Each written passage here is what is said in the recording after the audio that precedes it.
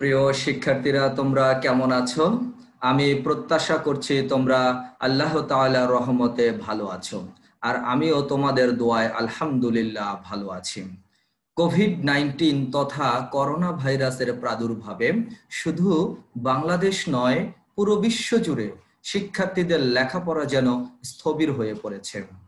এমত অবস্থায় শরীয়তপুরের মজিদ-জরিনা ফাউন্ডেশন স্কুল অ্যান্ড কলেজ আরো পূর্বে থেকেই শিক্ষার্থীদের জন্য অনলাইন ভার্চুয়াল ক্লাসের আয়োজন করে আসছে। এজন্য সংশ্লিষ্ট কলেজ কর্তৃপক্ষকে আমি আন্তরিকভাবে ধন্যবাদ জ্ঞাপন করছি। করোনাকালীন এ সময়ে যারা 2020 সালের এইচএসসি পরীক্ষার্থী ছিলেন, তাদের পরীক্ষা আমাদের এপ্রিল মাসের 1 তারিখ থেকে হওয়ার কথা ছিল, কিন্তু করোনা ভাইরাসের প্রাদুর্ভাব বৃদ্ধি পাওয়ায় এ পরীক্ষা এখন পর্যন্ত স্থগিত রয়েছে। তোমরা আশা করছি লেখাপড়া চালিয়ে যাচ্ছ, কিন্তু যেহেতু পরীক্ষার নির্দিষ্ট কোনো ডেট নেই, কবে পরীক্ষা অনুষ্ঠিত হবে এ বিষয়ে তোমরাও কনফিউজড, যার কারণে তোমাদের লেখাপড়া যেন স্থবির হয়ে গিয়েছে, লেখাপড়া যেন স্টপ হয়ে গিয়েছে। তোমাদের লেখাপড়া যেন স্থবির না হয়, স্টপ যাতে না হয়, কন্টিনিউয়াস প্রসেসে যাতে চলতে থাকে, সেজন্য মূলত আজকের আমার এই মোটিভেশনাল ক্লাস। তো প্রিয় শিক্ষার্থী বন্ধুরা, তোমরা ইদানিং কালে মাননীয় শিক্ষামন্ত্রীর যদি বক্তব্য যদি একটু অ্যানালাইসিস করে দেখো যে তোমাদের পরীক্ষাটা কবে হবে, আমি যদি একটু অ্যানালাইসিস করি তাহলে পরীক্ষাটা হওয়ার সম্ভাবনা হচ্ছে নভেম্বর মাসের ফার্স্ট উইক অথবা সেকেন্ড উইক। অর্থাৎ মাননীয় শিক্ষামন্ত্রীর ভাষ্যমতে তার কথাটিকে যদি আমরা অ্যানালাইসিস করি তাহলে আমরা স্পষ্টভাবে বুঝতে পারি 2020 সালের এইচএসসি পরীক্ষার্থীদের এইচএসসি পরীক্ষা অনুষ্ঠিত হবে, এ বিষয়ে কোনো সন্দেহ নেই। তবে এটিকে যদি আমি আরো গভীরভাবে অ্যানালাইসিস করি তাহলে সেটা প্রতীয়মান হয় নভেম্বরের ফার্স্ট উইক কিংবা সেকেন্ড উইক। মাননীয় শিক্ষামন্ত্রী তোমাদের এটাও বলেছেন যে পরীক্ষা অনুষ্ঠিত হওয়ার ঠিক 15 দিন পূর্বে তোমাদের রুটিন দেয়া হবে, যাতে তোমরা পর্যাপ্ত সময় পাও তোমাদের প্রস্তুতিমূলক কার্যক্রম সম্পন্ন করার জন্য। এছাড়াও তোমরা জানো যে তোমাদের এসএসসি পরীক্ষা শুরু হওয়ার ঠিক কিছুদিন পূর্বে থেকেই, প্রায় 1 মাস পূর্বে থেকেই আমাদের করোনা প্রাদুর্ভাব দেখা দিয়েছে। তোমরা জানো প্রত্যেকটি শিক্ষা প্রতিষ্ঠানে বোর্ড কর্তৃক পরীক্ষার খাতা কিন্তু করোনার পূর্বেই পৌঁছে গিয়েছে। শুধু তাই নয়, পুরো বাংলাদেশ জুড়েই তোমাদের পরীক্ষার জন্য যে প্রশ্ন করা গভর্নমেন্টের পক্ষ থেকে সেটাও কিন্তু কার্যক্রম সম্পূর্ণ হয়েছিল করোনার পূর্বেই। তবে একথা ভাবার কোনো সন্দেহ নাই যে তোমাদের পরীক্ষা হবে না। 100% তোমাদের পরীক্ষা হবে, কারণ তোমাদের কোশ্চেন রেডি আছে, তোমাদের পরীক্ষার খাতা রেডি আছে। এক কথায় বোর্ড কর্তৃক তোমাদের 2020 সালের এইচএসসি পরীক্ষা নেয়ার জন্য যাবতীয় কার্যক্রম সম্পূর্ণ রয়েছে। শুধুমাত্র অপেক্ষা করা হচ্ছে যে করোনাকালীন পরিস্থিতি যদি একটু নিয়ন্ত্রণে আসে ঠিক তখনই তোমাদের রুটিনটা প্রকাশ করা হবে। তাহলে আমরা সহজেই প্রতীয়মান হচ্ছি, আমরা সহজেই অনুধাবন করতে পারছি তোমাদের পরীক্ষা নভেম্বরের ফার্স্ট উইক কিংবা সেকেন্ড উইকে হওয়ার সম্ভাবনা রয়েছে। তো শিক্ষার্থী বন্ধুরা, তোমরা কিভাবে আবার নতুন করে শুরু করবে, পুরো উদ্যমে শুরু করবে, আর সেজন্যই মূলত আজকের আমার এই ক্লাসের আয়োজন। আজকের এই ক্লাসের মাধ্যমে আমি তোমাদের রসায়ন প্রথম পত্রর আমি একটা সামারি ক্লাস নিচ্ছি। আসলে অনেক পড়িয়েছিলাম তোমাদের, অনেক বুঝিয়েছি, আজকে তেমন বোঝার বিষয় নেই। আজকে মূলত আমরা প্রত্যেকটা অধ্যায়ের সামারি করব, যে অধ্যায়টি থেকে তুমি কি পড়বে এবং কিভাবে পড়াশোনা করলে ভালো রেজাল্ট বা ফলাফল করতে পারবে, সেই বিষয়ক আজকের আমার এই মোটিভেশনাল ক্লাস। আজকের এই ক্লাস দ্বারা যদি তোমাদের কিছুটাও উপকার হয় তারপরও আমার ক্লাসটি সার্থক হবে বলে আমি প্রত্যাশা করছি। তো শিক্ষার্থী বন্ধুরা, ইতোমধ্যে তোমরা স্ক্রিনে দেখতে পাচ্ছ যে আজকে আমি রসায়ন প্রথম পত্রের অধ্যায় প্রথম থেকে পঞ্চম এই 5টি অধ্যায় নিয়ে আমি এক নজরে, অর্থাৎ এট এ গ্লান্স আমি একটা সামারি করব। তুমি ধরতে পারো এই সামারিটা একটা সাজেশন, তুমি ধরতে পারো এই সামারি রিলেটেড কোশ্চেন গুলো পরীক্ষায় আসবে, তুমি ধরতে পারো, এইভাবেই তোমার স্টাডিটা এখন থেকে শুরু করতে পারবে এবং শুরু করা উচিত এভাবেই। তো চলো আর কথা নয়, এখন আমরা চলে যাব আমাদের আজকের মূল ক্লাসে। তো চলো, তো শিক্ষার্থীরা তোমরা ইতোমধ্যে স্ক্রিনে দেখতে পাচ্ছ রসায়ন প্রথম পত্র প্রথম অধ্যায়ের ল্যাবরেটরির নিরাপদ ব্যবহার। তো আমি এখানে তোমাদের যেটা বোঝাতে চেষ্টা করেছি, আমি কিছু সৃজনশীল প্রশ্নের স্যাম্পল এখানে দাঁড় করিয়েছি। এই রিলেটেড কোশ্চেনগুলো তোমাদের অবশ্যই পড়তে হবে। তো প্রথমে দেখি, একজন শিক্ষার্থী পরীক্ষাগারে সোডিয়াম কার্বনেটের সেমিমোলার দ্রবণ প্রস্তুত করলেন। উক্ত দ্রবণের 10 ml কে প্রশমিত করতে হাইড্রোক্লোরিক অ্যাসিড দ্রবণের 12 ml প্রয়োজন হলো। উদ্দীপকে উল্লেখিত দ্রবণ প্রস্তুত করতে কতটুকু সোডিয়াম কার্বনেট প্রয়োজন এবং হাইড্রোক্লোরিক অ্যাসিডের ঘনমাত্রা কত হয়েছিল? তো শিক্ষার্থী বন্ধুরা, তোমরা জানো যে C সমান W ভাগ mv গুণন 1000, অর্থাৎ তোমরা W এর মান বের করবে এবং হাইড্রোক্লোরিক অ্যাসিডের ঘনমাত্রা কত হয়েছিল সেটা তোমরা বের করতে পারবে। সেটা VASA divided by VVSB is equal to A by B। এই সূত্র দিয়ে তোমরা ক্যালকুলেশন করে অঙ্কটা সুন্দরভাবে করে ফেলতে পারো। উদ্দীপকে প্রমাণ দ্রবণটি 10 ml পরিমাপ করতে কোন কাজদ্রব্য ব্যবহার উত্তম এবং ব্যবহৃত রাসায়নিক দ্রব্যাদির পরিবেশের উপর প্রভাব বিশ্লেষণ করো। তাহলে এই সৃজনশীলটার মাধ্যমে আমি তোমাদের একটা নিউজ দিতে চাচ্ছি যে অধ্যায়ের যে কি পরিমাণ রাসায়নিক দ্রব্যের প্রয়োজন বা রাসায়নিক দ্রব্যের ঘনমাত্রা কত হয়েছিল বা রাসায়নিক দ্রব্যের ঘনমাত্রা কত হবে, তারপরে প্রশমিত করতে কি পরিমাণ অ্যাসিড লাগবে বা ক্ষার লাগবে, অথবা কি পরিমাণ অ্যাসিডের ঘনমাত্রা হতে হবে বা কি পরিমাণ ক্ষারের ঘনমাত্রা হতে হবে, অর্থাৎ প্রশমনের সূত্র, আবার দ্রবণ লঘুকরণের সূত্র V1S1 = V2S2, এই জাতীয় সূত্র, অর্থাৎ এই জাতীয় সূত্র অ্যাপ্লাই করে যাবতীয় অঙ্কগুলো তোমরা করে ফেলবে। সেই সাথে এখানে বলা হয়েছে প্রমাণ দ্রবণটি 10 ml পরিমাপ করতে কোন কাজদ্রব্য ব্যবহার করা উত্তম। তাহলে 10 ml পরিমাপ করতে আমাদের কি ব্যবহার করতে হয়? পিপেট ব্যবহার করতে হয়। আমরা একটা ভলিওমেট্রিক ফ্লাস্ক, অর্থাৎ আমরা যদি আয়তন মাপক ফ্লাস্ক থেকে 10 ml বা 5 ml যদি অন্য একটা পাত্রে নিতে চাই, তাহলে আমরা অবশ্যই পিপেট ব্যবহার করব। পিপেটের মাধ্যমে 10 ml পরিমাপ করব অথবা 5 ml পরিমাপ করব। এছাড়া রাসায়নিক দ্রব্যাদির পরিবেশের উপর ক্ষতিকর প্রভাব কি, এই মেসেজটা তোমাদের ক্লিয়ার থাকা উচিত। যেখানে সোডিয়াম কার্বনেট আর হাইড্রোক্লোরিক অ্যাসিডের কথাই শুধু আমি বলতে চাই নাই। তোমরা যখন স্টাডি করতে বসবে দেখবে তোমাদের বইয়ের প্রথম অধ্যায়ের শেষের দিকে একটা তালিকা রয়েছে যেখানে বিভিন্ন রাসায়নিক দ্রব্য রয়েছে, লবণ, অ্যাসিড, ক্ষার, জারক পদার্থ, বিজারক পদার্থ, বিভিন্ন রাসায়নিক দ্রব্য রয়েছে। এই রাসায়নিক দ্রব্যগুলোর পরিবেশের উপর ক্ষতিকর প্রভাব এবং মানব স্বাস্থ্যের উপর ক্ষতিকর প্রভাবগুলো তোমরা ভালোভাবে আয়ত্ত করবে। তাহলে এখান থেকে বরাবরই একটা কোশ্চেন আসলে তোমরা খুব সহজেই আনসার করতে পারবে। আশা করি তোমরা বিষয়টা বুঝতে পেরেছো।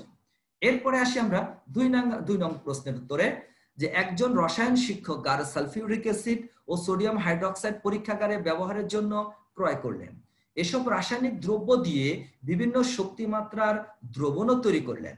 উদ্দীপকের সোডিয়াম হাইড্রোক্সাইড, গাঢ় সালফিউরিক অ্যাসিড দ্রব্যগুলো কি ধরনের প্রমাণ দ্রবণ ব্যাখ্যা করো। তোমরা জানো যে সকল ধরনের অ্যাসিড, সকল ধরনের ক্ষার এরা হলো সেকেন্ডারি স্ট্যান্ডার্ড পদার্থ। আর সেকেন্ডারি স্ট্যান্ডার্ড পদার্থ অলওয়েজ বাতাসের অক্সিজেন, কার্বন ডাই অক্সাইড এবং জলীয় বাষ্পের সাথে বিক্রিয়া করে দ্রবণের ঘনমাত্রা প্রতিনিয়ত চেঞ্জ হতে থাকে, প্রতিনিয়ত পরিবর্তন করতে থাকে। তাহলে এটি হলো সেকেন্ডারি স্ট্যান্ডার্ড পদার্থ। তাহলে তোমরা প্রাইমারি স্ট্যান্ডার্ড পদার্থ, সেকেন্ডারি স্ট্যান্ডার্ড পদার্থ সংক্রান্ত কোশ্চেনগুলো তোমরা পড়ে ফেলবে। উদ্দীপকের দ্রব্যগুলো পরিবেশের উপর কি প্রভাব ফেলে, একটু আগে এরকম একটা আমরা প্রশ্ন দেখেছি যে সালফিউরিক অ্যাসিড, সোডিয়াম হাইড্রোক্সাইড পরিবেশের উপর ক্ষতিকর প্রভাবগুলো তোমরা ব্যাখ্যা করবে, সেই সাথে মানব স্বাস্থ্যের উপর ক্ষতিকর প্রভাবগুলো তোমরা শিখে রাখবে। 2 নম্বর প্রশ্ন হয়ে গেল। এবার আসি 3 নম্বর। ল্যাবরেটরিতে আমরা প্রায়শই গাঢ় sulphuric acid, potassium cyanide, ammonium hydroxide, potassium dichromate, potassium permanganate, nitric acid, benzene ও হাইড্রোজেন সালফাইড প্রভৃতি পদার্থ নিয়ে কাজ করে থাকি। এসব যৌগ মানব স্বাস্থ্য ও পরিবেশের জন্য অত্যন্ত সংবেদনশীল। তাই এসব যৌগের সঠিক সংরক্ষণ ও পরিমিত ব্যবহার সম্পর্কে আমাদের অবশ্যই ধারণা থাকা উচিত। উদ্দীপকের যৌগগুলো নিয়ে পরীক্ষাগারে কাজ করার সময় কি কি সতর্কতা অবলম্বন করা দরকার বিশ্লেষণ করো। এই কোশ্চেনটার মাধ্যমে আমি তোমাদের একটা মেসেজ ক্লিয়ার করতে চাচ্ছি, সেটি হচ্ছে যে ল্যাবরেটরিতে বিভিন্ন রাসায়নিক দ্রব্য ব্যবহার করার সময় কি কি সতর্কতা অবলম্বন করা উচিত এবং ল্যাবরেটরিতে কি কি রুলস এন্ড রেজুলেশন তোমাদের মেনে চলা উচিত, এই বিষয়গুলো তোমরা বই থেকে একটু রিডিং পড়লেই আশা করি তোমরা এই রিলেটেড কোনো যদি কোশ্চেন আসে তোমরা খুব সহজেই অনুধাবন করতে পারবে। এরপর আমরা দেখতে পাচ্ছি যে উল্লেখিত যৌগগুলির অপরিমিত ব্যবহার মানব স্বাস্থ্য ও পরিবেশের জন্য হুমকি স্বরূপ। হ্যাঁ, অবশ্যই হুমকি স্বরূপ। কারণ এই যে রাসায়নিক পদার্থ, প্রত্যেকটা রাসায়নিক পদার্থ যখন আমাদের ডিসপার্জ হয়ে ড্রেনেজের মাধ্যমে যখন কোনো মাটির সংস্পর্শে গিয়ে পড়ে, নদ নদী খাল বিলে গিয়ে পড়ে, এর মাধ্যমে নদ নদী খাল বিলে থাকা জলজ প্রাণীগুলো ক্ষতিগ্রস্ত হয়। মাটিতে গিয়ে পড়লে মাটির অ্যাসিডিটি অথবা ক্ষারকত্ব নষ্ট হয়ে যায়। মাটিতে বসবাসকারী অণুজীবগুলো, যেগুলো উপকারী অণুজীব, যেগুলো মাটির উর্বরতা শক্তিকে বৃদ্ধি করে, সেগুলো ধ্বংস হয়ে যায়। এর জন্য অবশ্যই এটা আমাদের মানব স্বাস্থ্য এবং পরিবেশের জন্য হুমকি স্বরূপ। এই বিষয়ে কোশ্চেনগুলো তোমরা খুব সুন্দরভাবে শিখে ফেলবে। আগেই বলেছি মানব স্বাস্থ্য এবং পরিবেশের উপর যে ক্ষতিকর প্রভাবগুলো রয়েছে ভালোভাবে তোমরা শিখবে। এবার আসি 4 নাম্বার। বিজ্ঞানী ডন নতুন কিছু আবিষ্কারের নেশায় তার রসায়ন ল্যাবে nitric acid, sulphuric acid, sodium hydroxide, formaldehyde প্রভৃতি যৌগসমূহ নানাবিধ যৌগ ব্যবহার করেন। উদ্দীপকের উপাদান সমূহের সংরক্ষণ পদ্ধতির বর্ণনা দাও। অর্থাৎ এগুলো এক কথা শুধু এই কয়টা যে সংরক্ষণ করব বিষয় এমন না, এটা দ্বারা আমি মেসেজটা এটাই তোমাদের পৌঁছে দিচ্ছি যে রাসায়নিক দ্রব্য পরীক্ষাগারে ল্যাবরেটরিতে তুমি কিভাবে সংরক্ষণ করবে, সংরক্ষণ পদ্ধতির কয়েকটা রুলস আছে, 10 থেকে 15টা সতর্কতা রয়েছে, এগুলো তোমরা শিখে ফেলবে। উদ্দীপকের উপাদান সমূহের পরিবেশের উপর কি কি হুমকি এবং এর সমাধান কি। তোমরা বারবার দেখতে পাচ্ছ একই প্রশ্ন আসছে, মানে এ জাতীয় কোশ্চেন গুলো যে কতটা ইম্পর্টেন্ট তোমরা নিজেরা এখন গেস করতে পারবে। পরবর্তী কোশ্চেন 5 নাম্বার। একজন ছাত্র সোডিয়াম কার্বনেটের দ্রবণ তৈরি করার জন্য ডান পাল্লায় 3টা 10 গ্রাম, 2টা 5 গ্রাম, 3টা 2 গ্রাম, একটা 1 গ্রাম, একটা 500 মিলিগ্রাম, 2টা 50 মিলিগ্রাম, 2টা 20 মিলিগ্রাম এবং 5 মিলিগ্রাম রাইডারকে বড় 3 ঘর আনার পর ছোট 5 ঘরে এনে এর ভর নির্ণয় করলো। অতঃপর 250 মিলিলিটার দ্রবণ তৈরি করলো। এই প্রশ্নটার মাধ্যমে মেসেজ দিতে চাই, অনেক সময় কোশ্চেন গুলো এটা কম আসে, তারপরেও যদি আসে যে কখনো এই প্রশ্ন যদি আসে তাহলে তোমাদের পলবুঙ্গে ব্যালেন্স অথবা যে সাধারণ নিক্তি আছে সেই সাধারণ নিক্তি ব্যবহার করে তোমাদের সোডিয়াম কার্বনেটের ভরটা নির্ণয় করতে হবে। এখানে আমাদের বাটখারাগুলোর ওজন দেয়া আছে, সেটাকে ব্যবহার করে তোমরা এই রিলেটেড অঙ্ক বইতে উদাহরণ রয়েছে, সেখান থেকে তোমরা একটু কাইন্ডলি দেখে নিবে। এরপরে দেখো উদ্দীপকের দ্রবণটির মোলার ঘনমাত্রা বিশ্লেষণ করো। অর্থাৎ 250 মিলিলিটার দ্রবণ তৈরি করতে হবে সোডিয়াম কার্বনেটের দ্রবণ। তাহলে এই যে আমরা যখন গ নাম্বার অঙ্কটা যখন করব তখন সোডিয়াম কার্বনেটের একটা ভর পাবো। তাহলে ভর জানা হলো, আয়তন দেওয়া আছে, আণবিক ভর জানা আছে 106, তাহলে আমরা মোলার ঘনমাত্রা S সমান W/mv গুণন 1000 এই সূত্র ব্যবহার করে আমরা খুব সহজেই অঙ্কটা সলভ করতে পারবো।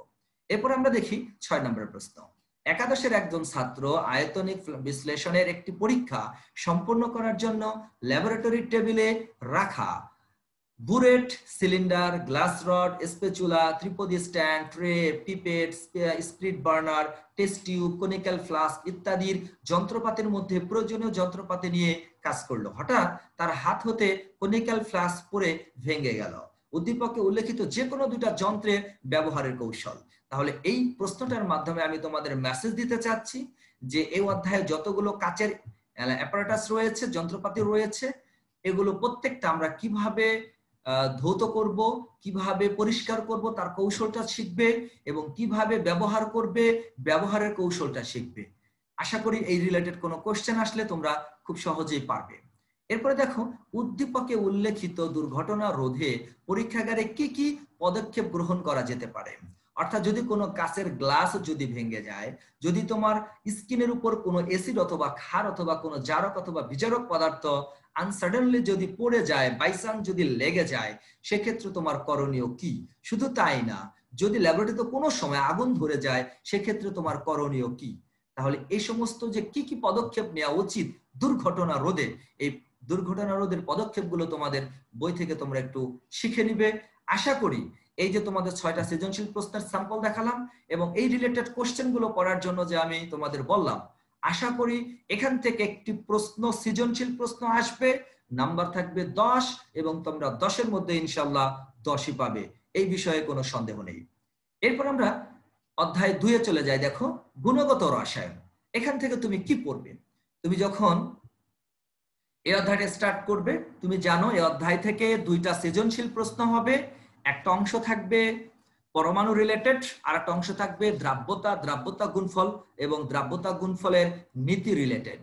তাহলে এই অধ্যায়টা 2টা ভাগে বিভক্ত, 2টা ভাগ থেকে 2টা পৃথক পৃথক পূর্ণাঙ্গ 20 নম্বরের সৃজনশীল প্রশ্ন হবে। তো এই অধ্যায়টা যদি পেরে যাও তাহলে 2টা সৃজনশীল তথা 20 নম্বর সহজে পেয়ে যাবা। এখান থেকে তুমি প্রথমেই শিখবা যে প্রথম শক্তি স্তর বা দ্বিতীয় শক্তি স্তর বা তৃতীয় শক্তি স্তর অথবা চতুর্থ শক্তি স্তরে, হ্যাঁ, চতুর্থ শক্তি স্তরে সর্বমোট কতটি ইলেকট্রন অবস্থান করতে পারে অথবা মোট উপশক্তি স্তর সংখ্যা কতটি, এটি কোয়ান্টাম সংখ্যার মাধ্যমে গণনা করো, অর্থাৎ এন, এল, এম ও এস এর মাধ্যমে হিসেব করো। এই রিলেটেড কোশ্চেন শিখবে। এছাড়া এই পরমাণু রিলেটেড কক্ষপথের ব্যাসার্ধ নির্ণয়, ইলেকট্রনের গতিবেগ নির্ণয়, তারপরে হচ্ছে আয়নীকরণ বিভব নির্ণয়, তারপরে একটা ইলেকট্রন নিম্ন কক্ষপথ থেকে উচ্চ কক্ষপথে কিংবা উচ্চ কক্ষপথে থেকে নিম্ন কক্ষপথে আসলে, হ্যাঁ, কোনো আলো নির্গমন হবে কিনা, কোন বর্ণের আলো আমরা দেখতে পাবো, অর্থাৎ কোন ধরনের বর্ণালী আমরা দেখতে পাবো, এই ধরনের কোশ্চেন গুলো তোমরা শিখবে। তরঙ্গ দৈর্ঘ্য কত হবে এটা শিখবে। তারপরে তোমরা শিখবে সেই সাথে তরঙ্গ সংখ্যা বের করা, হ্যাঁ, তরঙ্গ সংখ্যা বের করা শিখবে। তারপরে তোমরা যে কোনো একটা কক্ষপথে, মনে করো দ্বিতীয় কক্ষপথে যে ইলেকট্রনটা অবস্থান করছে ওই ইলেকট্রনটি মানে ওই কক্ষপথে ইলেকট্রনের শক্তিটা কত, অথবা তৃতীয় শক্তি স্তরের ইলেকট্রনের শক্তি কত, চতুর্থ শক্তি স্তরের শক্তি কত, একটা ইলেকট্রন নিম্ন কক্ষপথ থেকে উচ্চ কক্ষপথে গেলে কি পরিমাণ শক্তি তাকে শোষণ করতে হবে, অথবা উচ্চ শক্তি স্তর থেকে নিম্ন শক্তি স্তরে আসলে কি পরিমাণ শক্তি তাকে বিকিরণ করতে হবে। এই রিলেটেড কোশ্চেন গুলো যদি তোমরা শিখো তাহলে এখান থেকে যে কোনো ধরনের প্রশ্ন আসুক না কেন তোমরা খুব সহজেই পেরে যাবে। এই দেখো, হাতে গোনা 7 থেকে 8টা সূত্রের অঙ্ক তোমরা যদি ঠিক ভালো মতো আয়ত্ত করতে পারো আর কয়েকটা থিওরিটিক্যাল আয়ত্ত করতে পারো তাহলে তোমাদের 10 নম্বর পুরোপুরি নিশ্চিত হয়ে যাচ্ছে। চলো আমরা কয়েকটা স্যাম্পল দেখে নেই। যে উদ্দীপকের ইলেকট্রনটি শক্তি শোষণ করে যে কক্ষপথে উন্নীত হয়েছে ওই কক্ষপথের ব্যাসার্ধ নির্ণয় করো। তো শিক্ষার্থী বন্ধুরা, যে তোমরা জানো যে কক্ষপথের ব্যাসার্ধ আমরা যদি নির্ণয় করতে যাই তাহলে ব্যাসার্ধ নির্ণয়ের সূত্র 2টা আছে, একটা আছে এসআই পদ্ধতিতে আর একটা আছে সিজিএস পদ্ধতিতে। আমি তোমাদেরকে ক্লাসে যেটা শিখিয়েছিলাম সেটা হচ্ছে সিজিএস পদ্ধতিতে। সিজিএস পদ্ধতিতে কোনটা, যে ব্যাসার্ধ r = n² h² divided by 4π² mz², এই সূত্রটার মাধ্যমে তোমরা ব্যাসার্ধ নির্ণয় করতে পারো। তবে যতগুলো মান বসাবে সবগুলো সিজিএস এককে বসাতে হবে। আর যদি বলো যে না আমি এসআই এককে করতে চাই তাহলে ε0 n² h² divided by πm², এক্ষেত্রে এসআই এককে সব মানগুলো বসাবে। এখানে ε0 এর মান হচ্ছে 8.854 গুণন 10⁻⁻12। তাহলে আমি তোমাদের সিজিএস এককে করিয়েছি, এই এককে তোমরা করলে তোমাদের জন্য সহজ হবে। ইলেকট্রনের দাপান্তরের ফলে বিকৃত ফোটনের আলোর বর্ণ নির্ধারণ করো। তাহলে আমরা জানি যে 1/λ = রিডবার্গ ধ্রুবক ইনটু z² ইনটু 1/n² বিয়োগ 1/n²। এই সূত্রটা অ্যাপ্লাই করে তোমরা অঙ্কটা খুব সহজেই করে ফেলতে পারবা। এরপর আমরা 2 নম্বরের প্রশ্নে যাই। এখানে আমরা দেখতে পাচ্ছি যে দ্রবণ একে ক্লোরিন মাইনাস আয়নের মোলার ঘনমাত্রা নির্ণয় করা। এটা সিম্পল একটা অঙ্ক। তোমরা দেখতে পাচ্ছ যে প্রথম পাত্রে ঘনমাত্রা দেয়া আছে 6 × 10⁻³ মোলার। তো আমি এটার ঘনমাত্রা মানে কি, ক্লোরিন মাইনাস আয়নের ঘনমাত্রা। কিন্তু ক্যালসিয়াম ক্লোরাইড একটি আয়নিক যৌগ, এটি দ্রবণে সম্পূর্ণরূপে বিয়োজিত হয়ে 2টা ক্লোরিন মাইনাস আয়ন উৎপন্ন করে। একটা ক্লোরিন মাইনাস আয়নের ঘনমাত্রা যদি 6 × 10⁻³ হয় তাহলে 2টা ক্লোরিনের ঘনমাত্রা এর সাথে 2 গুণ করবা, সেটা হবে কাঙ্ক্ষিত রেজাল্ট। এই রিলেটেড অঙ্কগুলো তোমরা করে ফেলবা। 1 নং দ্রবণকে যদি 2 নং দ্রবণের সাথে মিশ্রিত করা হয় তবে ক্যালসিয়াম ফ্লোরাইডের অদক্ষেপ পড়বে কি বিশ্লেষণ করো। এখানে আমি একটু যোগ করতে চাই, যখন দ্রাব্যতা গুণফলের নীতি এই রিলেটেড কোনো কোশ্চেন আসে তোমাদের 3টা শ্রেণীর অঙ্ক করতে হবে।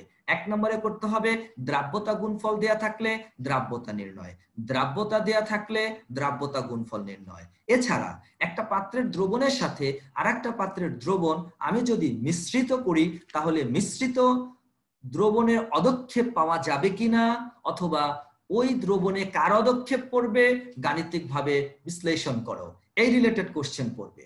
আর এখানে যেটা দিলাম যে অমুকের ঘনমাত্রা বের করো, হ্যাঁ ঘনমাত্রা তো তোমার পাত্রে দিয়েই থাকবে, যার তুমি শুধু দেখবা যে ওই যৌগ থেকে কয়টা আয়ন সৃষ্টি হয়েছে তার সংখ্যা দ্বারা গুণ করলে তার মোলার ঘনমাত্রা পেয়ে গেলা। এই সাথে তোমার আরেকটা জিনিস তোমাদের পরীক্ষা বারবার আসে, সেটা হচ্ছে একটা দুর্বল তড়িৎ বিশ্লেষ্য দ্রবণের ভিতরে যদি একটা সবল তড়িৎ বিশ্লেষ্য বা তীব্র তড়িৎ বিশ্লেষ্য দ্রবণ যোগ করা হয় তাহলে দ্রাব্যতার মানের কি কোনো পরিবর্তন হবে? হ্যাঁ অবশ্যই হবে। তোমরা জানো যে তীব্র তড়িৎ বিশ্লেষ্য দ্রবণ যদি দুর্বল তড়িৎ বিশ্লেষ্য দ্রবণের ভিতরে যোগ করা হয় তাহলে দ্রাব্যতা হ্রাস পায়, অর্থাৎ অদক্ষেপ পড়ে, অর্থাৎ দ্রবণে অদক্ষিপ্ত হয়, অর্থাৎ দ্রাব্যতা হ্রাস পায়। এটা দুই ভাবে আসতে পারে, একটা থিওরিটিক্যাল আর একটা হচ্ছে গণিতের মাধ্যমে অর্থাৎ ম্যাথমেটিক্যালের মাধ্যমে। যখন তোমার ডাটা বা ইনফরমেশন দেওয়া থাকবে তখন তোমরা গাণিতিকভাবে প্রমাণ করবে, আর যদি তোমার ইনফরমেশন দেওয়া না থাকে যে শুধু নরমালি বলা হয়েছে যে পরিবর্তন হবে কিনা, তাহলে তোমরা সমআয়ন প্রভাব অর্থাৎ সমআয়ন প্রভাবের মাধ্যমে কমন আয়ন ইফেক্টের মাধ্যমে তোমরা খুব সহজেই ব্যাখ্যা করতে পারবে। তাহলে এই অধ্যায়ের কি কি প্রশ্ন আসবে এখন কিন্তু তোমরা ক্লিয়ার, তোমরা বাসায় কি কি পড়বে এটাও ক্লিয়ার। তোমাদের প্রত্যেকের কাছে টেস্ট পেপার রয়েছে, টেস্ট পেপারের বোর্ড কোশ্চেন গুলো তোমরা খুব সহজে সলভ করে ফেলবে। এরপরে আসো 3 নাম্বার, যে চতুর্থ শক্তিস্তর ইলেকট্রনের গতিবেগ বের করা। আমি আগেই বলেছি যে ইলেকট্রনের গতিবেগ বের করার সূত্র mvr = nh/2π, এই সূত্রের মাধ্যমে অঙ্কটা করে ফেলতে পারবা। ইলেকট্রনটি তৃতীয় শক্তি স্তর হতে দ্বিতীয় শক্তি স্তরে নেমে আসলে নির্গত বিকিরণের তরঙ্গ দৈর্ঘ্য বের করো। আমরা জানি ডেল্টা ই = h নিউ, আবার নিউ = c/λ। তাহলে সূত্রটি দাঁড়ালো ডেল্টা ই সমান hc/λ। তাহলে ডেল্টা ই এর মান কত? E2 - E1। এখানে দেখো তোমাদের শক্তি কিন্তু দেয়া আছে, এত আর্ক এবং এত আর্ক। E2 এটা ধরবা আর E1 এটা ধরবা, তো বড়টা থেকে ছোটটা মাইনাস করে দিবা, মাইনাস করে দিলে যেটা পাবা সেটা হচ্ছে ডেল্টা ই এর মান। এরপরে তোমার বের করতে বলছে তরঙ্গ দৈর্ঘ্য কত, তাহলে ডেল্টা ই সমান hc/λ, ল্যামডার মানটা বাম পাশে রাখবা, আর সমস্ত ডাটাগুলো এখানে দেয়া আছে, তোমরা খুব সহজে এটা বের করে ফেলতে পারবা। এরপরে দেখো 4 নাম্বার, যে দ্রাব্যতা গুণফল নির্ণয় করো। দ্রাব্যতা দেয়া আছে, দ্রাব্যতা গুণফল বের করে ফেলবা। এখানে একটা বিষয় বলে রাখি, যদি গ্রাম পার লিটারে দেয়া থাকে এটাকে তোমরা মোল পার লিটারে নিবা, আণবিক ভর দ্বারা ভাগ করলেই মোল পার লিটার তোমরা খুব সহজেই পেয়ে যাবা। রিমনের মিশ্র দ্রবণে অদক্ষেপ উৎপন্ন হবে কি? ওই একই অবস্থা, KIP > KSP, অর্থাৎ KIP এর মান তোমরা বের করবা আর KSP এর মান তো তোমাদের দেওয়া আছে। এখন তোমরা KSP এর মান দেওয়া আছে সেটা বুঝবা কেমনে? গ নম্বরে দ্রাব্যতা গুণফল বের করবা, ওটা KSP এর মান। আর KSP এর মান যদি KIP এর মান যদি KSP এর চেয়ে বড় হয় তাহলে অদক্ষেপ পড়বে, আর যদি ছোট হয় তাহলে অদক্ষেপ পড়বে না। তাহলে KIP যদি বড় হয় KSP এর চেয়ে তাহলে অদক্ষেপ পড়ে যাবে। 5 নাম্বার, উদ্দীপকের প্রদত্ত ধাতব আয়নটির দুটি শনাক্তকারী পরীক্ষা বা দুটি সিক্ত পরীক্ষা বর্ণনা করো, অথবা ফেরিক হাইড্রোক্সাইডের দ্রাব্যতা গ্রাম এককে নির্ণয় করো। তো দ্রাব্যতা গুণফল দেয়া আছে, দ্রাব্যতা খুব সহজে বের করতে পারবা। এখানে আরেকটা বলে রাখি, দুটো আয়ন আছে এখানে, একটা আছে ফেরাস হাইড্রোক্সাইড আর একটা আছে ফেরিক হাইড্রোক্সাইড। এই আয়ন দুটা তোমরা তোমাদের দ্বিতীয় অধ্যায়ের শেষের দিকে তোমাদের অনেকগুলো সিক্ত পরীক্ষা রয়েছে, যেমন iron 2+, iron 3+, sodium ion, halogen, zinc 2+, হ্যাঁ এরকম ক্রোমিয়াম 3+, এরকম বেশ কিছু তোমাদের ধাতব মৌলের সিক্ত পরীক্ষা রয়েছে। এই সিক্ত পরীক্ষাগুলো তোমরা পড়বে। গতে যে কোনো একটি বা দুটি সিক্ত পরীক্ষা প্রায় পরীক্ষা আসে, আর MCQ তো পরীক্ষা আসবেই, এই সিক্ত পরীক্ষার একটা MCQ। তাহলে এখানে যে বিষয়টা ঘটে থাকে আমি সেই বিষয়টা যদি আমি তোমাদের একটু বলি, যে এখানে আসলে পটাশিয়াম ফেরোসায়ানাইডের সাথে ফেরাস হাইড্রোক্সাইডের একটা বিক্রিয়া করাতে হবে, তারপরে তোমাদের ফেরিক হাইড্রোক্সাইডের পটাশিয়াম ফেরিসায়ানাইডের সাথে একটা বিক্রিয়া করতে হবে, যেমন K4FeCN6 এটা হলো পটাশিয়াম ফেরোসায়ানাইড, আর K3FeCN6 এটা হলো পটাশিয়াম ফেরিসায়ানাইড।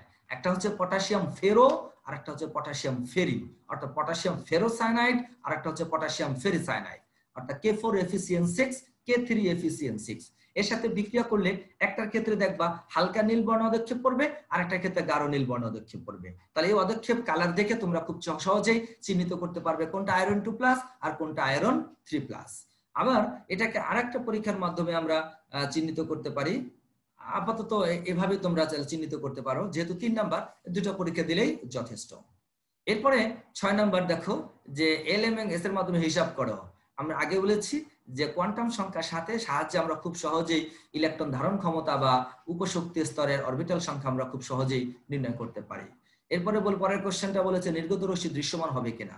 হ্যাঁ, 380 থেকে 780 ন্যানোমিটারের ভিতরে যদি তরঙ্গ দৈর্ঘ্যের মান পাওয়া যায় তাহলে সেটি ভিজিবল, আদারওয়াইজ ভিজিবল না। অর্থাৎ 1/λ রিডবার্গ ধ্রুবক into Z square into 1/n² বিয়োগ 1/n² এই সূত্রটা তোমরা অ্যাপ্লাই করবে। তো শিক্ষার্থী বন্ধুরা, দ্বিতীয় অধ্যায় হয়ে গেল। এবার আমরা তৃতীয় অধ্যায়ে একটু রিভিশন করি। তৃতীয় অধ্যায় মৌলের পর্যায়বৃত্ত ধর্ম, রাসায়নিক বন্ধন। তো শিক্ষার্থী বন্ধুরা, তোমরা জানো এখান থেকেও দুইটা সৃজনশীল প্রশ্ন হবে। একটা হবে মৌলের পর্যায়বৃত্ত ধর্ম এই রিলেটেড, আর একটা হবে রাসায়নিক বন্ধন রিলেটেড। সাধারণত আলাদা আলাদা দুইটা সৃজনশীল প্রশ্ন হয় 10, 10, 20 নম্বর। তবে কখনো কখনো মৌলের পর্যায়বৃত্ত ধর্ম এবং রাসায়নিক বন্ধন একসাথে করে দুইটা প্রশ্ন দেয়, দুইটা সৃজনশীল দেয়। অর্থাৎ গতে যদি পর্যায়বৃত্ত ধর্ম থেকে দেয়, ঘতে দেয় রাসায়নিক বন্ধন থেকে। আর একটা সৃজনশীল প্রশ্ন গতে যদি পর্যায়বৃত্ত ধর্ম থেকে দেয়, আর একটা দেয় রাসায়নিক বন্ধন থেকে। আবার কখনো কখনো টোটালি আলাদা আলাদা দুইটা পূর্ণাঙ্গ প্রশ্ন হয়। তো যাই হোক, যেভাবেই আসুক, তোমাদের অধ্যায়টা সম্পর্কে পরিপূর্ণ কনসেপ্ট ক্লিয়ার থাকলে তোমরা যে কোনো ধরনের প্রশ্ন সমাধান করতে সক্ষম হবে। তো প্রথমেই আমরা দেখি গ নম্বরে যে উদ্দীপকের এ ও বি মৌল দুটি পর্যায় তালিকা একই ব্লকের মৌল হলেও বৈশিষ্ট্যপূর্ণ ধর্মের ভিন্নতা যথেষ্ট ব্যাখ্যা করো। এটা দ্বারা আমি বুঝিয়েছি, দেখো এ মৌলটা হচ্ছে ক্রোমিয়াম আর বি মৌলটা হচ্ছে জিঙ্ক। তো তোমরা জানো ক্রোমিয়াম হচ্ছে অবস্থান্তর মৌল আর জিঙ্ক হচ্ছে ডি ব্লক মৌল। এদের মানে কি, ক্রোমিয়াম জটিল যৌগ গঠন করতে পারবে, ক্রোমিয়ামটা তো কপার জটিল যৌগ গঠন করতে পারবে, রঙিন যৌগ গঠন করতে পারবে, তারপরে তোমার পরিবর্তনশীল জারণ মান প্রদর্শন করতে পারবে, প্রভাবক রূপে ক্রিয়া করতে পারবে, পরিবর্তনশীল যোজ্যতাও প্রদর্শন করতে পারবে। কিন্তু অবস্থান্তর মৌল যেটা না, অর্থাৎ জিঙ্ক, এটা কিন্তু এই ধরনের বৈশিষ্ট্য অর্জন করতে পারে না। তাহলে এই প্রশ্নটা তোমরা খুব সহজে এখন ব্যাখ্যা দিতে পারবে। এরপরে তোমরা দেখো যারা অবস্থান্তর মৌল তারা চুম্বকত্ব প্রদর্শন করে, যেমন ক্রোমিয়াম আয়রন, এটা হলো তোমার প্যারাচুম্বকত্ব ধর্ম প্রদর্শন করবে। আবার জিঙ্ক কিন্তু ডায়াচুম্বকত্ব ধর্ম প্রদর্শন করবে। এর মানে এদের চুম্বকত্বের ধর্মের ভিতরেও যথেষ্ট পার্থক্য রয়েছে। আশা করি তোমরা এখন উত্তরটা পেয়ে গিয়েছো। উদ্দীপকের একটি মৌল দ্বারা জটিল যৌগ গঠন করে তার রঙিন বর্ণ প্রদর্শনের কারণ বিশ্লেষণ করো। আমরা জানি অবস্থান্তর মৌল যারা, তারাই কেবল রঙিন যৌগ গঠন করে। এখানে অবস্থান্তর মৌল হচ্ছে কপার। তাহলে কপার কি করবে, রঙিন যৌগ গঠন করবে, জিঙ্ক করতে পারবে না। অর্থাৎ এ মৌলটি করবে রঙিন বর্ণ প্রদর্শনের কারণ তোমরা শিখেছো, আরো একবার এটা শিখবে। খুবই একটা গুরুত্বপূর্ণ প্রশ্ন। এই অধ্যায় থেকে কি কি পড়তে হবে আমার একটু বলে রাখি। অবস্থান্তর মৌলের যে 5টা বৈশিষ্ট্য, প্রত্যেকটা বৈশিষ্ট্য তোমাদের উদাহরণ সহ ব্যাখ্যা সহ শিখতে হবে। এগুলো থেকে সৃজনশীল প্রশ্ন হয়, যেমন জটিল যৌগ গঠন, রঙিন যৌগ গঠন, প্রভাবক রূপে ক্রিয়া, প্যারাচুম্বকত্ব, ডায়াচুম্বকত্ব, ফেরোচুম্বকত্ব, এক কথায় চুম্বকত্ব ধর্মের ব্যাখ্যা, পরিবর্তনশীল জারণ মান প্রদর্শন, পরিবর্তনশীল যোজ্যতা প্রদর্শন, এই রিলেটেড কোশ্চেন গুলো সৃজনশীল প্রশ্ন হিসেবে আসে। এছাড়া এস ব্লক মৌল, পি ব্লক মৌল, ডি ব্লক মৌল, এফ ব্লক মৌল, এরকম 4টা ব্লক মৌল রয়েছে। এই এস ব্লক মৌল থেকে, পি ব্লক মৌল থেকে, ডি ব্লক মৌল থেকে, এফ ব্লক মৌল থেকে তোমাদের কিছু ব্যাখ্যামূলক প্রশ্ন আছে। এই ব্যাখ্যামূলক প্রশ্নগুলো তোমাদের শিখতে হবে। এগুলো গ অথবা ঘতে আসে। যেমন আমি বলি, যেমন SF4 SF6 গঠিত হয়, কিন্তু OF4 OF6 গঠিত হয় না কেন? ফসফরাস ট্রাইক্লোরাইড ও ফসফরাস পেন্টাক্লোরাইড অর্থাৎ PCl3 PCl5 গঠিত হয়, কিন্তু NCl5 অর্থাৎ নাইট্রোজেন পেন্টাক্লোরাইড গঠিত হয় না, যদিও নাইট্রোজেন ট্রাইক্লোরাইড অর্থাৎ NCl3 গঠিত হয়। তারপরে তোমার গ্রাফাইট কেন বিদ্যুৎ সুপরিবাহী, হ্যাঁ, হীরক কেন বিদ্যুৎ কুপরিবাহী, কেন হীরকের বিদ্যুতে বিদ্যুৎ সঞ্চালিত হয় না। তারপরে তোমার ডাইমার গঠন করা, হাইড্রোজেন বন্ধন কেন পানিতে দ্রবণীয় বা অদ্রবণীয় এই বিষয় রিলেটেড, হ্যাঁ, এই জাতীয় কোশ্চেনগুলো, ব্যাখ্যামূলক কোশ্চেনগুলো তোমরা শিখে ফেলবে। তাহলে মৌলের পর্যায়বৃত্ত ধর্ম থেকে তোমরা যে কোনো ধরনের প্রশ্ন এখন তোমরা আসলে পারবা। এছাড়াও রয়েছে আয়নীকরণ শক্তি, ইলেকট্রন আসক্তি, তড়িৎ ঋণাত্মকতা, গলনাঙ্ক স্ফুটনাঙ্কের বিষয়, ধাতব ধর্ম, অধাতব ধর্মের বিষয়। এই যে আমি কয়েকটা তোমার পর্যায়বৃত্ত ধর্মের কথা বললাম, এখান থেকে সৃজনশীল প্রশ্ন হয় যে কার ইলেকট্রন আসক্তি বেশি, কার আয়নীকরণ শক্তি বেশি, কার তড়িৎ ঋণাত্মকতা বেশি, কার গলনাঙ্ক স্ফুটনাঙ্ক বেশি, কার ধাতব ধর্ম অধাতব ধর্ম বেশি। হ্যাঁ, এটা ব্যাখ্যা সহ তোমরা শিখবে, তাহলে এই রিলেটেড কোশ্চেন গুলো আসলে তোমরা পারবা। এর সাথে আমি একটু বলে নেই রাসায়নিক বন্ধন থেকে তোমরা কি শিখবা। হ্যাঁ, রাসায়নিক বন্ধন থেকে তোমরা শিখবা sp সংকরণ, sp2 সংকরণ, sp3 সংকরণ, sp3d, sp2d, sp3d2। হ্যাঁ, যতগুলো সংকরণ আছে, হাইব্রিডাইজেশন আছে, এই প্রত্যেকটার হাইব্রিডাইজেশন শিখবা ব্যাখ্যা সহ, উদাহরণ সহ। বন্ধন কোণ শিখবা, এছাড়া শিখবা VS-EPR থিওরি, অর্থাৎ valence bond, VS valence shell electron pair theory, অর্থাৎ VS-EPR থিওরি, VVT থিওরি, অর্থাৎ তোমার যে লোন পেয়ার ইলেকট্রনের বিকর্ষণের কারণে যে আকৃতি অর্থাৎ শেপ, অর্থাৎ মলিকিউলার শেপ, অর্থাৎ অণুগুলোর আকৃতি যেমন হওয়ার কথা ওই রকম না হয়ে কেন একটু পরিবর্তন হয়ে যায়। যেমন পানি sp3 হাইব্রিডাইজেশন অনুসরণ করে, বাট টেট্রাহিড্রাল বা চতুস্থলকীয় হওয়ার কথা, কিন্তু সেখানে হচ্ছে উল্টা ভি আকৃতি অর্থাৎ কৌণিক। অ্যামোনিয়া এটা sp3 হাইব্রিডাইজেশন অনুসরণ করে, আকৃতি হওয়া উচিত ছিল চতুস্থলকীয়, কিন্তু চতুস্থলকীয় না হয়ে হয়েছে তোমার পিরামিডীয় প্রকৃতির, অর্থাৎ ত্রিকোণাকার পিরামিডীয়। এরকম যে আকৃতি কেন চেঞ্জ হয়, এই আকৃতি চেঞ্জের ব্যাখ্যা শিখবা, হাইব্রিডাইজেশন শিখবা। আশা করি এখান থেকে যে কোনো কোশ্চেন আসলে তোমরা খুব সহজে পারবা। এছাড়া কয়েকটা তোমরা সমযোজী বন্ধন গঠন শিখবা, যে সমযোজী বন্ধন গঠন কিভাবে করতে হয়। ফাজানি নীতির আলোকে কিছু ব্যাখ্যামূলক প্রশ্ন আছে, ওই ব্যাখ্যামূলক প্রশ্ন করবা, শিখবা। হাইড্রোজেন বন্ড রিলেটেড কিছু কোশ্চেন আছে, যে হাইড্রোজেন বন্ধন অমুকে গঠন করে, অমুকে কেন গঠন করে না, এটা কেন পানিতে দ্রবণীয়, ওটি কেন পানিতে দ্রবণীয় নয়, এরকম কিছু হাইড্রোজেন বন্ধনের কিছু বিষয় আছে। হাইড্রোজেন বন্ড আবার দুই ধরনের আছে, একটা আছে ইন্ট্রামলিকুলার হাইড্রোজেন বন্ড, আর একটা আছে ইন্টারমলিকুলার হাইড্রোজেন বন্ড। অর্থাৎ এই রিলেটেড কোশ্চেন গুলো তোমরা একটু শিখে ফেলবে। তাহলে এই ছিল মৌলের পর্যায়বৃত্ত ধর্মের কিছু সৃজনশীল প্রশ্ন। 2 নম্বরে দেখতে পাচ্ছ যে এতের ভৌত অবস্থা ভিন্ন কেন ব্যাখ্যা করো। তো ভৌত অবস্থা কি, অর্থাৎ তোমার একটা সম্ভবত পানি আর একটা কার্বন ডাই অক্সাইড। তাহলে কার্বন ডাই অক্সাইডের ভৌত অবস্থা গ্যাসীয়, এটা সাধারণত গ্যাসীয় অবস্থায় স্বাভাবিক অবস্থায় থাকে, তবে ক্রান্তি তাপমাত্রার নিচে যদি আমরা চাপ প্রয়োগ করি তাহলে এটি তরলে পরিণত করা সম্ভব। আবার পানি এটা 3টা অবস্থায় বিরাজমান, কঠিন, তরল এবং বায়বীয়।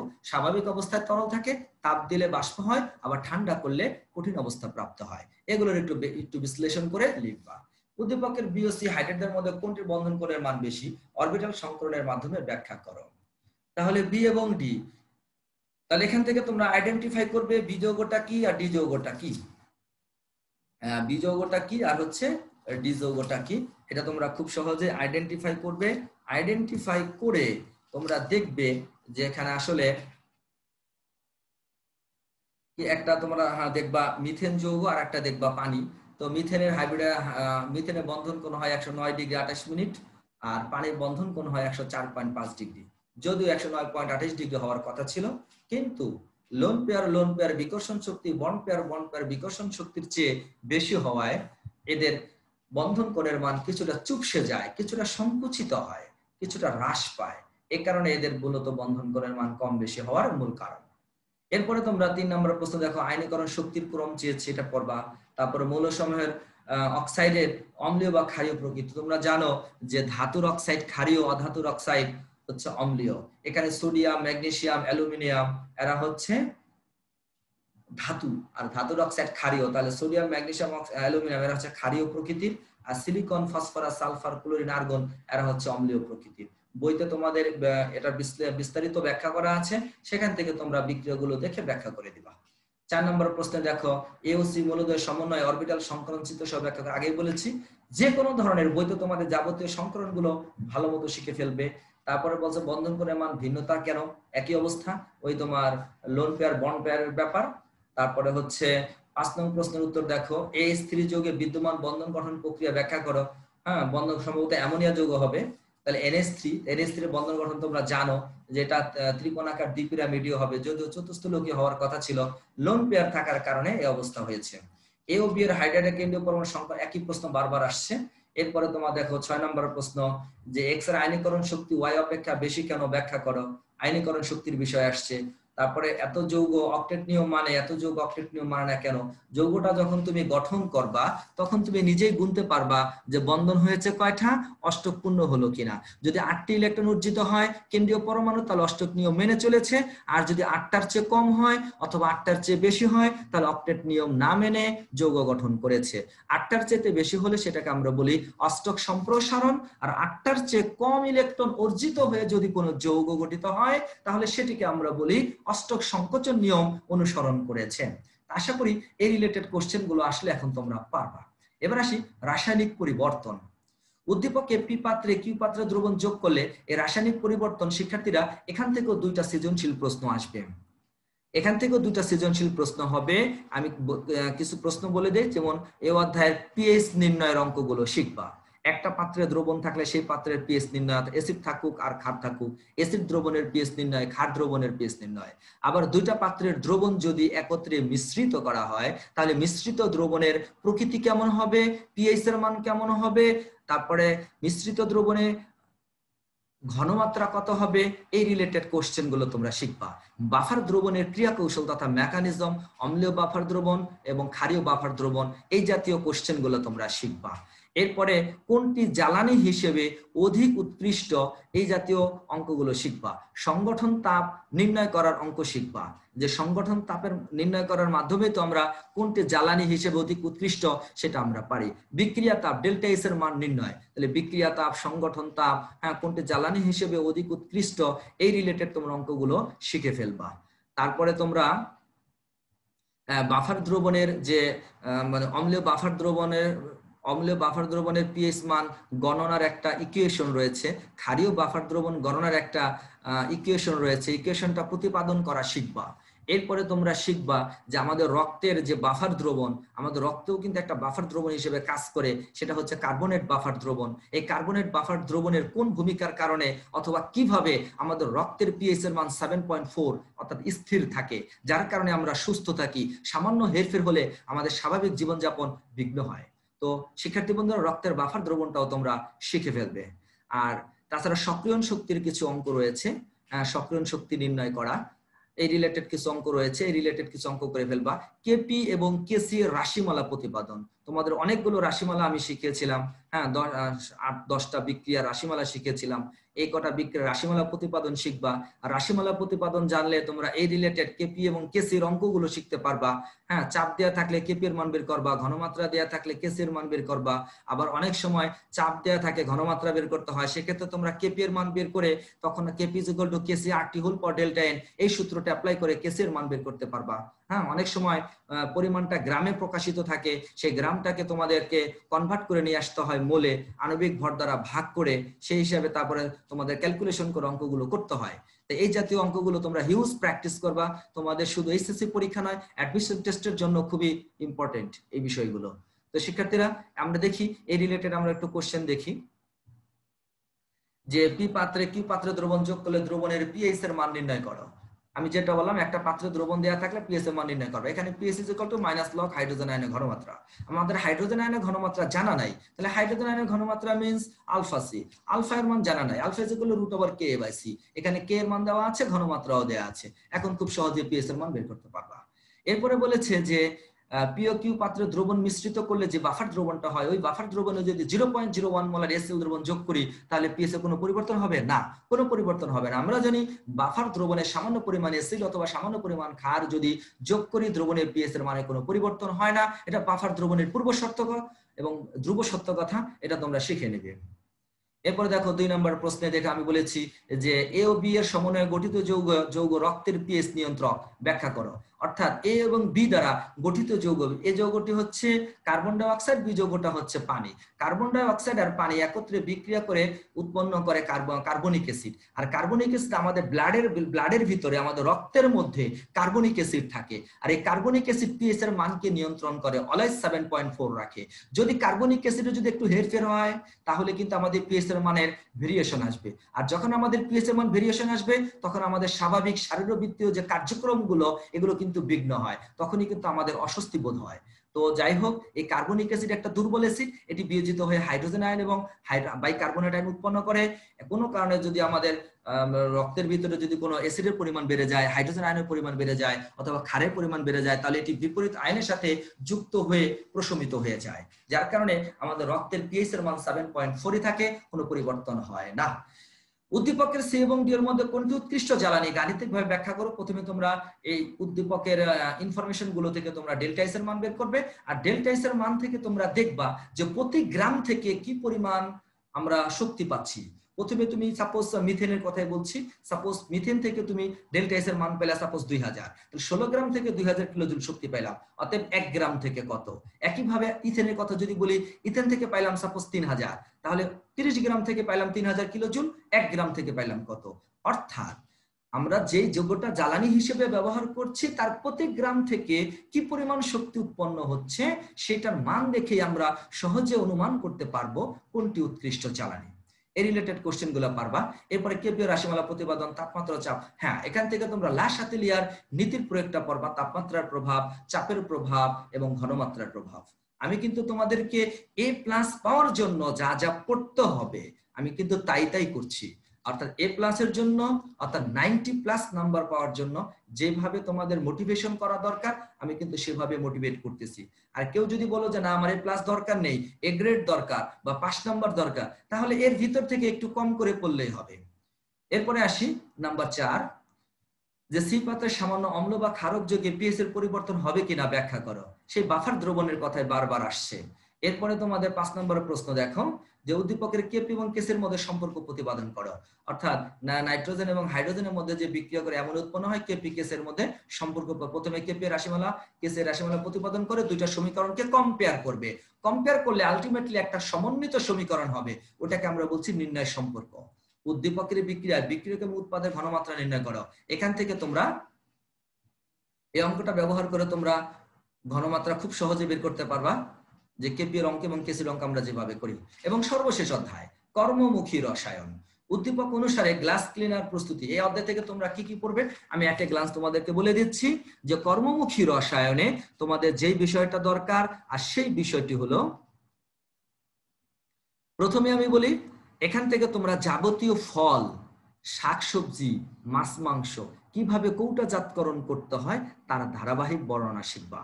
আমি আবারও বলছি, মাছ মাংস, শাকসবজি, ফলমূল কিভাবে কৌটাজাতকরণ করতে হয় এটা তোমরা ধারাবাহিক বর্ণনা শিখবা, ফ্লো চার্ট সহ। অনেক সময় উল্লেখ করে দেয় প্রবাহ চিত্র সহ ব্যাখ্যা করো। তাহলে একটা যদি তুমি মাছ মাংসের একটা শেখো তাহলে যে কোনো মাছ মাংসই হবে, যদি তুমি শাকসবজির একটা শেখো যে কোনো শাকসবজি হয়ে যাবে, যদি ফলমূলের একটা শেখো যে কোনো ফলমূল হয়ে যাবে। শুধুমাত্র সাইট্রিক অ্যাসিডের পরিমাণ বা অন্য কোনো রাসায়নিক উপাদানের পার্সেন্টেজ একটু কম বেশি, এটা তোমরা একটু দেখলেই হয়ে যাবে। এরপরে আসো, এখান থেকে তুমি শিখবে যে তোমার সাবান এবং ডিটারজেন্ট কিভাবে ময়লা পরিষ্কার করে তার কৌশল, গ্লাস ক্লিনার কিভাবে ময়লা পরিষ্কার করে, হ্যাঁ টয়লেট ক্লিনার কিভাবে তার কৌশলের মাধ্যমে ময়লা পরিষ্কার করে, টয়লেট ক্লিনার তৈরিতে কেন অ্যামোনিয়া ব্যবহার করা হয় না, আবার গ্লাস ক্লিনার প্রস্তুতিতে কেন সোডিয়াম হাইড্রোক্সাইড দ্রবণ ব্যবহার করা হয় না, আবার খাদ্যদ্রব্য সংরক্ষণে ভিনেগারের ভূমিকা কি, এটি কিভাবে ব্যাকটেরিয়াকে ধ্বংস করে খাদ্যদ্রব্য দীর্ঘদিন সংরক্ষণ করে, এই জাতীয় কোশ্চেন শিখবা। এরপরে শিখবা যে ভিনেগারের গুরুত্ব, ভিনেগারের গুরুত্ব কি, অর্থাৎ ভিনেগার মাছ মাংসকে নরম করে, সুস্বাদু করে, হ্যাঁ দীর্ঘদিন খাদ্যদ্রব্য সংরক্ষণ করে, ব্যাকটেরিয়াকে ধ্বংস করে দেয়। হ্যাঁ, তারপরে হচ্ছে ভিনেগার অম্লীয়, সামান্য মৃদু অম্লীয়, খাদ্যের সাথে এটা যদি আমরা গ্রহণ করি আমাদের পরিপাকের তেমন কোনো ক্ষতি হয় না, আমাদের পরিপাকের তেমন কোনো ক্ষতি হয় না। এরপরে এখান থেকে তোমরা শিখবে কিছু কিলেটিং এজেন্ট আছে, হ্যাঁ কিছু অ্যান্টিঅক্সিডেন্ট এজেন্ট আছে। কিলেটিং এজেন্ট, অ্যান্টিঅক্সিডেন্ট এজেন্ট, এই কিলেটিং এজেন্টের কাজ কি, অ্যান্টিঅক্সিডেন্টের কাজ কি, হ্যাঁ, এক কথায় প্রিজারভেটিভস আছে দুই ধরনের, একটা আছে আর্টিফিশিয়াল কৃত্রিম উপায়ে তৈরি, আর একটা আছে প্রাকৃতিক উপায়ে তৈরি। অর্থাৎ প্রাকৃতিক উপায়ে তৈরি প্রিজারভেটিভস গুলোর ব্যবহার শিখবা, আবার আর্টিফিশিয়াল পদ্ধতিতে তৈরি প্রিজারভেটিভস গুলোর ব্যবহার শিখবা। যেমন প্রাকৃতিক প্রিজারভেটিভ, যেমন ভিনেগার, যেমন লবণের দ্রবণ, যেমন চিনির দ্রবণ, যেমন তাপমাত্রা, এগুলো হচ্ছে প্রাকৃতিক প্রিজারভেটিভস। আর কৃত্রিম প্রিজারভেটিভস হিসেবে যেমন সোডিয়াম বেনজয়েট আছে, বেনজোইক অ্যাসিড আছে, potassium sorbate, sodium sorbate, calcium sorbate, তারপরে তোমার ফরমালিন, তারপরে হচ্ছে এরকম বিএসটি, এরকম কিছু তোমাদের এজেন্ট আছে, অ্যান্টিঅক্সিডেন্ট এজেন্ট, ক্লেটিং এজেন্ট, এগুলোর প্রত্যেকটা তোমরা কিছু ব্যবহার শিখবা। আমি আবারও বলছি 100% পরীক্ষায় আসবে প্রাকৃতিক প্রিজারভেটিভস এবং কৃত্রিম প্রিজারভেটিভস এর ব্যবহার এবং এটি কিভাবে তার কৌশলের মাধ্যমে আমাদের খাদ্যদ্রব্যগুলো সংরক্ষণ করে থাকে। এই রিলেটেড কোশ্চেন গুলো তোমরা পড়ে ফেলবা। সেই সাথে তোমরা পড়বা এই অধ্যায়ের তোমরা পড়বা যে কাঁচা দুধ, এক কথায় দুধ থেকে আমরা কিভাবে ঘি তৈরি করতে পারি, দুধ থেকে আমরা কিভাবে পনির তৈরি করতে পারি, এগুলো তোমরা শিখবা। দুধ থেকে ঘি, দুধ থেকে পনিরের প্রস্তুত প্রণালী শিখবা। আরেকটা জিনিস শিখবা, আখ বা চিনি থেকে আমরা কিভাবে ভিনেগার প্রস্তুত করতে পারি, এই প্রস্তুত প্রণালীটা শিখবা। আশা করি এই জাতীয় কোশ্চেন গুলো যদি তোমরা শিখতে পারো, তাহলে এনি কাইন্ডস অফ কোশ্চেন আসলে তোমরা এই অধ্যায় থেকে পারবে। কর্মমুখী রসায়ন থেকে একটি প্রশ্ন আসবে, এভাবে মোট 8টি প্রশ্ন আসবে, যে কোনো 5টি প্রশ্নের উত্তর দিতে হবে। আমি এখানে যে ধরনের প্রশ্নগুলো উপস্থাপন করেছি এবং এই রিলেটেড যে কোশ্চেনের কথা বলেছি 100% এখান থেকে পরীক্ষা আসবে, আমি তোমাদেরকে বলে দিচ্ছি। এরপরে তোমরা দেখো যে উদ্দীপক অনুসারে গ্লাস ক্লিনার প্রস্তুতির বর্ণনা দাও। এখানে গ্লাস ক্লিনার কি? অ্যামোনিয়া দ্রবণ। গ্লাস ক্লিনার হচ্ছে অ্যামোনিয়া দ্রবণ। তাহলে গ্লাস ক্লিনার কিভাবে প্রস্তুত করে এটা ব্যাখ্যা করে ফেলবা। এ বি সি এর মধ্যে কোনটি অধিক উপযোগী তার ক্রিয়া কৌশল টয়লেট ক্লিনার তৈরিতে। আমরা জানি টয়লেট ক্লিনার তৈরিতে কৌষ্টিক সোডা যেমন সোডিয়াম হাইড্রক্সাইড ব্যবহার করা হয়, কারণ কৌষ্টিক সোডা হচ্ছে একটি ক্ষয়কারী পদার্থ, তার ক্ষয়কারক ভূমিকার কারণে মূলত টয়লেট কি হয়? পরিষ্কার হয়। এরপরে এই কৌষ্টিক টয়লেট ক্লিনার ভিতরে সোডিয়াম হাইপোক্লোরাইড থাকে, যেখান থেকে জায়মান অক্সিজেন তৈরি হয়, আর এই জায়মান অক্সিজেনের কার্যকর ভূমিকার কারণে টয়লেটে দাগ দূর হয়, রঙিন যৌগ বর্ণহীন হয়ে যায়, অর্থাৎ টয়লেট ক্লিনার চকচকে ঝকঝকে হয়ে যায়। একইভাবে তোমরা গ্লাস ক্লিনার, টয়লেট ক্লিনার প্রস্তুতকরণ শিখে ফেলবা। এরপরে দেখো কিভাবে এই দ্রব্যটি মানে কাঁচা আমের কৌটাজাতকরণ শিখবে, হয়ে গেল। তারপরে তোমরা কিভাবে দুধ থেকে ঘি অথবা দুধ থেকে পনির প্রস্তুত করবে, এই প্রশ্নটা শিখে ফেলবে। এরপরে তোমরা শিখবে বীজযৌগের অবদান কি, অর্থাৎ ভিনেগারের গুরুত্বটা শিখবা। এরপরে এ ও বি যৌগ দুটির মধ্যে কোনটি খাদ্য সংরক্ষণে ভূমিকা রাখে এবং কিভাবে রাখে, অবশ্যই ভিনেগার রাখে। তারপরে তোমার 4 নং প্রশ্ন দেখো যে প্রিজারভেটিভ হিসেবে এর খাদ্য সংরক্ষণ কৌশল মানে কি? ভিনেগার। তারপরে গ্লাস ক্লিনার ও টয়লেট ক্লিনার তৈরিতে বিওসি এর কোন ক্ষেত্রে উপযোগী, অর্থাৎ গ্লাস ক্লিনারের ক্ষেত্রে অ্যামোনিয়া দ্রবণ, আর টয়লেট ক্লিনার প্রস্তুতিতে সোডিয়াম হাইড্রক্সাইড। অ্যামোনিয়া দ্রবণ ক্ষারধর্মী, এখানে যদি আমি টয়লেট ক্লিনারের মূল উপাদান সোডিয়াম হাইড্রক্সাইড যদি ব্যবহার করি, তাহলে সোডিয়াম হাইড্রক্সাইড কাঁচের সাথে, অর্থাৎ আমরা গ্লাস ক্লিনারে যখন কাঁচ পরিষ্কার করার জন্য ব্যবহার করব, তখন কাঁচ মূলত সিলিকন ডাই অক্সাইডের তৈরি, এর সাথে বিক্রিয়া করে সোডিয়াম সিলিকেট তৈরি করে ফেলবে। এই কারণেই ধীরে ধীরে কাঁচ ক্ষয়প্রাপ্ত হবে, একসময় ভেঙে যেতে পারে। এজন্য আমরা গ্লাস ক্লিনার প্রস্তুতিতে সোডিয়াম হাইড্রক্সাইড ব্যবহার করি না। আবার অ্যামোনিয়ার কোনো ক্ষয়কারী ভূমিকা নেই। এটি যদি টয়লেট ক্লিনারের ব্যবহার করা হয়, তাহলে টয়লেট পরিষ্কার হবে না, কারণ টয়লেট পরিষ্কার হয় মূলত তার ক্ষয়কারী ভূমিকার জন্য। যেহেতু ক্ষয়কারী কোনো ভূমিকা নাই, তাহলে সেহেতু পরিষ্কার হবে না, হলেও অনেক কষ্ট হবে। তো শিক্ষার্থীরা, আশা করি তোমরা এই জাতীয় প্রশ্নগুলো পারবা। এরপরে আসো 5 নম্বর প্রশ্ন, যে বিয়ের শিল্প উৎপাদন প্রক্রিয়া বর্ণনা করো। তাহলে বিয়ের শিল্প উৎপাদন প্রক্রিয়া কি? বিটা হচ্ছে ভিনেগার। তাহলে ভিনেগারের শিল্প উৎপাদন প্রক্রিয়া শিখে ফেলবা। পৃথকভাবে দুধ এবং ঘিয়ের মধ্যে 10% বিয়ের দ্রবণ ব্যবহার করলে কোন ধরনের পরিবর্তন ঘটবে, যুক্তি সহ বিশ্লেষণ করো। অর্থাৎ দুধ এবং ঘি, ঘিয়ের ভিতরে আমি যদি 10% বিদ্রবণ যোগ করি, অর্থাৎ ভিনেগার যদি যোগ করি, তাহলে কোনো ধরনের পরিবর্তন হবে না, অপরিবর্তিত থাকবে। কিন্তু দুধের ভিতরে আমি যদি ভিনেগার যোগ করি, তাহলে দুধটা কি হবে? দুধ আসলে কি? What is the definition of doodh? What is the definition of milk? দুধের সংজ্ঞা কি? আমি যদি দুধের সংজ্ঞা দিতে যাই, তাহলে দুধটা হচ্ছে মূলত প্রোটিন আর পানির একটা ইমালশন, অর্থাৎ দুধের ভিতরে মূলত প্রোটিন থাকে আর হচ্ছে পানি থাকে, এই দুইটার মিশ্রণে মূলত দুধ তৈরি হয়। এখন আমি যদি ভিনেগার যদি অ্যাড করে দেই দুধের মধ্যে, তাহলে প্রোটিন আর হচ্ছে পানি এই দুইটা সেপারেশন হয়ে যাবে, পৃথক হয়ে পড়বে। আর যখন পৃথক হয়ে পড়বে তখন দুধ প্রোটিন যখন আলাদা হয়ে যায় তখন হয়ে গেল দুধটা পনিরে রূপান্তর হয়ে গেল, দুধটা পনিরে রূপান্তর হয়ে গেল। তাহলে কাজেই দুধের মধ্যে ভিনেগার যোগ করলে দুধ এবং দুধের ভিতরে থাকা প্রোটিন এবং পানি আলাদা হয়ে যাবে এবং দুধটা মূলত তোমার পনিরে রূপান্তরিত হবে। তাহলে এই ছিল শিক্ষার্থী বন্ধুরা আমাদের আজকের তোমাদের একটা মোটিভেশনাল ক্লাস। আশা করি তোমরা এই ক্লাসের মাধ্যমে অনেকাংশে উপকৃত হবে। আমি মনে করি যদি আমার আজকের এই ক্লাসের নির্দেশনা যদি তোমরা ঠিকমতো রিসিভ করতে পারো এবং সেই অনুযায়ী আমল করো এবং সেই অনুযায়ী তোমরা স্টাডি করো, যে কয়দিন সময় আছে আশা করি রসায়ন প্রথম পত্রে 50-এর মধ্যে তোমরা 45+ নম্বর পাবে। আমি আবারও বলছি, আজকের এই ক্লাসে আমি যে সৃজনশীল প্রশ্নগুলো উত্থাপন করেছি তোমাদেরকে দেখানোর চেষ্টা করেছি অধ্যায় ভিত্তিক, এবং এই রিলেটেড কোন কোন প্রশ্নগুলো তোমাদের বই থেকে পড়তে হবে, এই রিলেটেড যে প্রশ্নগুলোর কথা বলেছি তোমরা যদি আয়ত্ত করতে পারো, স্টাডি করতে পারো, অনুশীলন করতে পারো, আমি তোমাদের চ্যালেঞ্জ করে বলছি তোমরা পরীক্ষায় 45+, 50-এর মধ্যে 45+ নাম্বার পাবে। তো শিক্ষার্থী বন্ধুরা, আর এই অধ্যায়ের মধ্যে তোমরা জ্ঞানমূলক এবং অনুধাবনমূলক প্রশ্নের জন্য তোমাদের 5টা প্রশ্নে প্রায় 15 নম্বর জ্ঞানমূলক আর অনুধাবনমূলক প্রশ্ন থাকবে। আমি তোমাদেরকে বলছি যে প্রিভিয়াস যে বোর্ড পরীক্ষাগুলো হয়েছে এই বোর্ড পরীক্ষায় দেখবা জ্ঞানমূলক এবং অনুধাবনমূলক প্রশ্ন এসেছে, ওই প্রশ্নগুলো তোমরা বাসায় বসে রিভিউ করবা। এছাড়া আমি তোমাদের একটি শীট যোগান দিয়েছিলাম, একটি হ্যান্ড নোট ফটোকপি করে দিয়েছিলাম, সেটা তোমরা পরিষ্কার করে শিখবে, আয়ত্ত করবে, বিশেষ করে বোর্ডের কোশ্চেনগুলো। আর যারা বেশি ভালো করতে চাও তারা বোর্ডের কোশ্চেনের পাশাপাশি কিছু অতিরিক্ত প্রশ্ন দেওয়া আছে ওগুলোও শিখে ফেলবে। আশা করি তোমরা জ্ঞানমূলক এবং অনুধাবনমূলক প্রশ্নেও 100-র মধ্যে 15-র মধ্যে 15 পাবে। অর্থাৎ আফটার অল তোমরা ভালো করবে এই আশা প্রত্যাশা ব্যক্ত করে, তোমাদের সুস্বাস্থ্য কামনা করে আজকের এই ক্লাস এখানে শেষ করছি। আবার রসায়ন দ্বিতীয় পত্র নিয়ে আমি আবারও হাজির হব, সেই সময় তোমাদের সাথে আমি আরো কিছু কথা শেয়ার করতে পারবো। সে পর্যন্ত ভালো থাকো, সুস্থ থাকো, আল্লাহ হাফেজ।